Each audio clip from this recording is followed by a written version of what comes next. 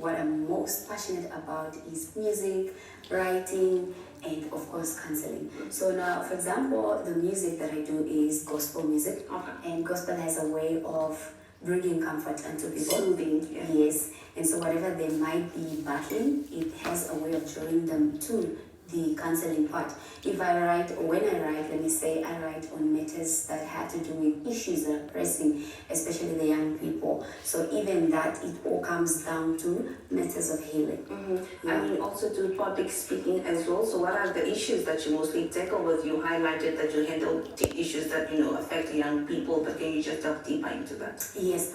So the topics are quite many, but like I said, I think life is centered around wellness, not just physically, but mostly emotional wellness. So when I do speaking, I used to have Google Live sessions, Google Meet, every once in a week, but then due to not being able to keep up with that, I decided to move it on YouTube. So I record and then I post on YouTube. But nonetheless, the discussions we would have are issues that are pertaining to childhood trauma. Yeah, childhood trauma. That's my next question. Yes. So it's very common, especially in the Black culture, whereby you find that majority of us come from broken backgrounds. We come from broken family structures. So chances are that every young person that you see, they are having one thing or the other to deal with. And this is why you find that they go on and do some things that are not really quite good, such as pressures into going into alcohol, doing things that are just not building or that are not in the right direction. And that is because they need help. And the bad thing is that awareness is not there. There's not much awareness when it comes to healing or childhood trauma. Yeah, emotional awareness and trauma in itself, childhood trauma in itself. People often think that when we talk about trauma, we think only of people who have been through traumatic, serious, the kind of serious things, such as, let's say, maybe rape, sexual abuse, but they don't know that it's broader, it's deeper than that. Yeah, the mere fact that someone's emotional needs have not been met in their childhood, hurtful experiences there back when you are younger, and if it is not addressed, then you grow into that. So most of the adults that we have today, they are a result of who they were when they were young. And you highlighted something, Sylvie, that I would like to follow up on, the cultural norms. Do you think that that is an aspect that perhaps also that adds pressure to trauma, and also perhaps also make people not want to heal? So to say that, does that have an effect on people? Yeah, you see, it's actually, people think this is how things are. This is how things have been, this is how they continue to be. But you see, this is actually what we need to break. This is the cycle that we need to break. Because our caretakers, our parents, whoever it is that brought us up, they only gave us what they best know.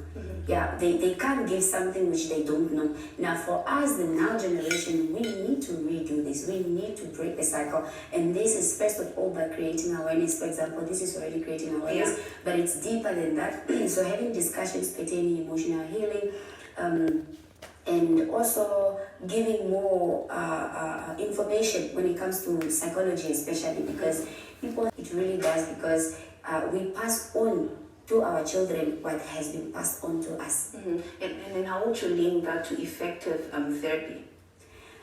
Well, I highly recommend therapy. I think therapy is underrated. And even I myself have had to go for therapy twice in my life. And when two of my friends, when they recommended, I was like, I don't think I need it. I'm okay, I have come this far, so I think I'll manage. Just for me to go there and realize that, oh wow, it's like a blindfold. And subconsciously, do you think that this is, affects you in the way you also act out? Because you say that, no, I don't need therapy and whatnot, and then you find yourself, doing things that you wouldn't usually do ordinarily do. Yeah, but the most important thing is here, the lack of awareness. And when you are self-aware, you are able to easily tell that something is not right. You see, like for example, I'm someone that normally pays attention. I've taken time because I've had to go through healing, emotional healing myself.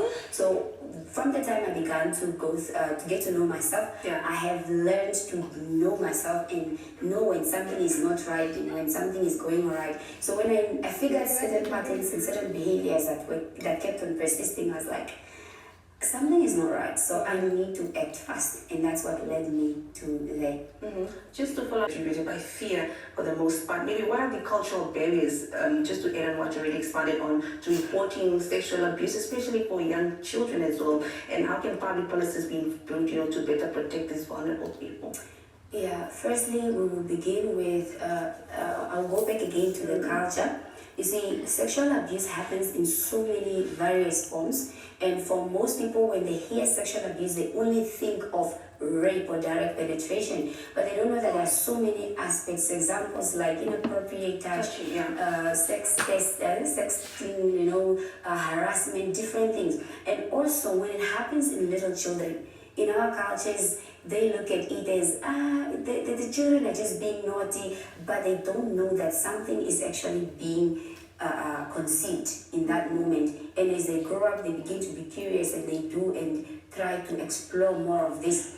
And the reason why people don't usually come forth, firstly, there is shame around it. Secondly, most of the perpetrators are family or relatives.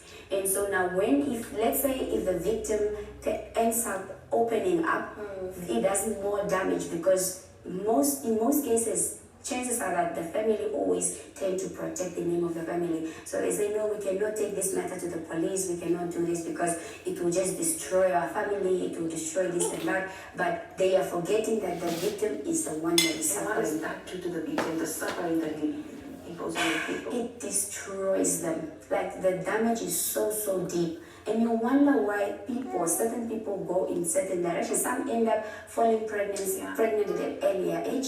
Some end up going into alcohol abuse. It's just too many things. And some even end up committing suicide. It's a bad thing. But if we can just make more awareness, I bring it back to awareness. We need to make as much awareness as we possibly can, as many campaigns as we possibly can, because we have too many unheard voices out there, especially in the homes, because most of the abuse happens in our homes.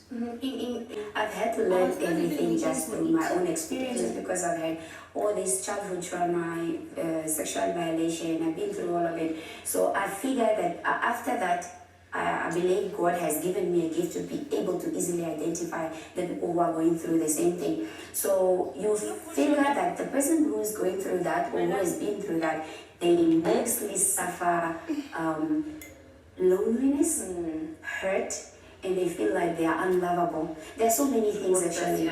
They feel like nobody loves them, so they suffer rejection. They feel like they're rejected everywhere they go, and they feel empty on the inside. This is one of the reasons, especially when it comes to the females or to the young girls, they end up throwing themselves into the arms of wrong people. They end up taking on relationships on an earlier stage because they feel maybe this person will love me. But when you are broken, trust me, there's no way a relationship can work out for you. If it will, it's on very, very rare chances because you can't make out of something. If you are broken, you can't function properly. But do you also think that a lack of trusting somebody that I can just come to and talk to about what I'm dealing with is also an aspect, as to why people prefer to keep things to themselves? Most definitely, because in most of our homes growing up, there's never been an environment or an atmosphere that has been created for us to freely open up. Most of our parents, they are strict. You can't even discuss sexual matters. It's like a taboo. And there are so many aspects that are involved. So the lack of trust is one of the reasons that victims tend to keep matters to themselves. And my prayer and wish is that many people avail themselves. Like they need to avail themselves, be a safe space for someone. Be a safe space for someone. And how do you do that? By having compassion, by caring unto the next person. Not when somebody comes and open up to you and then the next thing is the information is all out there.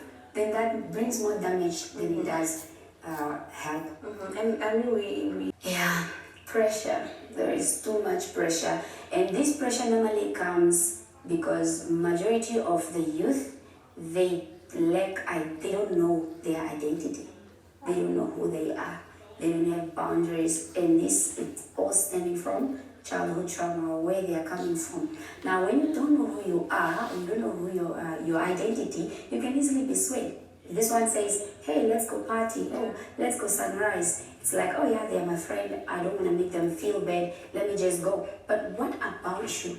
Or it's a thing of, I want to be cool. Let me fit in. If I don't do this, they'll look at me as a boring person. So all of that stuff, it's people pleasing. And in the end, the person is destroying themselves. They're destroying their lives instead of, while they think they're being cool, and they think that they are being good to their friends. But in the end, it's all disastrous. So, yeah, in this festive season, this is one of the seasons that young people go crazy. And I mean, you highlight, have you healed, and how has this journey helped you center your conversations around, trauma, sexual abuse when engaging with other victims as well? And you perhaps also just your therapy processes that you've had. Yeah, well, it took me a while. Actually, it took me years. I had to start healing as an adult. And that's, number one, that's because, firstly, I didn't know there was anything wrong with me. Secondly, I didn't have the right people or the right space. And then when I finally began, I had to begin with forgiving the person that did that to me. And talking about what you've been through is the first step. In fact, it's healing in its own. Yeah. Because when you share what is weighing you down, it's like you are sharing the burden. The other person is able to carry that load with you.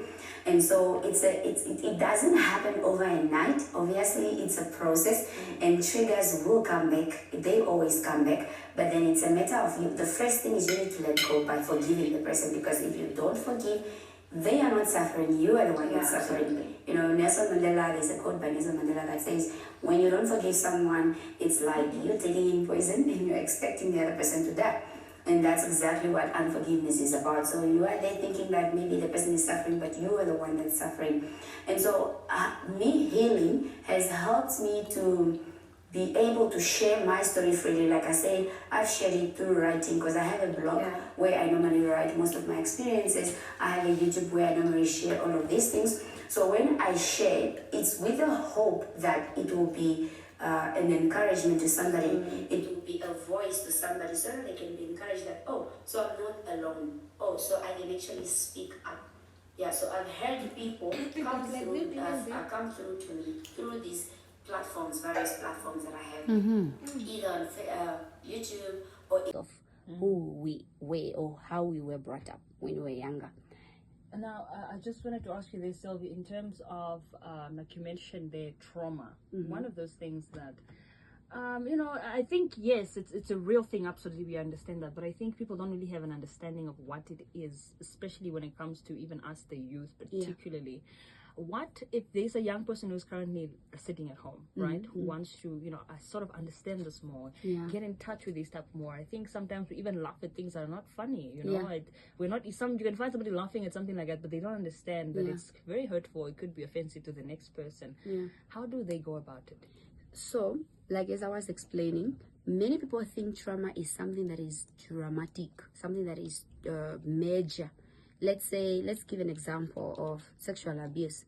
People can only link or connect trauma to things that are seemingly huge, right? Or big experiences. But that's just one of them. That's just an example. So examples of trauma can be now abuse in any form, whether it's sexual abuse, whether it's verbal abuse, whether it's physical abuse. You find that some people were beaten up when they were younger, as in like beaten. There is a difference between spanking and being beaten up, okay? Physical abuse. Yeah, physical abuse. And then there's now verbal abuse, which results to emotional abuse. In fact, all of the abuses later tend to lead to trauma, all right? And then there is bullying in school, for example, something that is really overlooked. And then there is neglect. When you are neglected when you are younger, neglected by whoever is your caretaker. And then also, the loss of a loved one due to death, for example. these are these are the most common ones. And so now when you grow up with having one of those experiences, trust me, later, especially when you become a teenager, then that's when real things begin to kick in. You begin to have identity issues. You begin to have what is this, lack of boundaries. You don't even know who you are. Your self-esteem is affected. There are so many things at play. And then you also begin to feel empty on the inside. You feel like nobody loves you, you are rejected, and etc., etc. I couldn't have said it, and I think that's the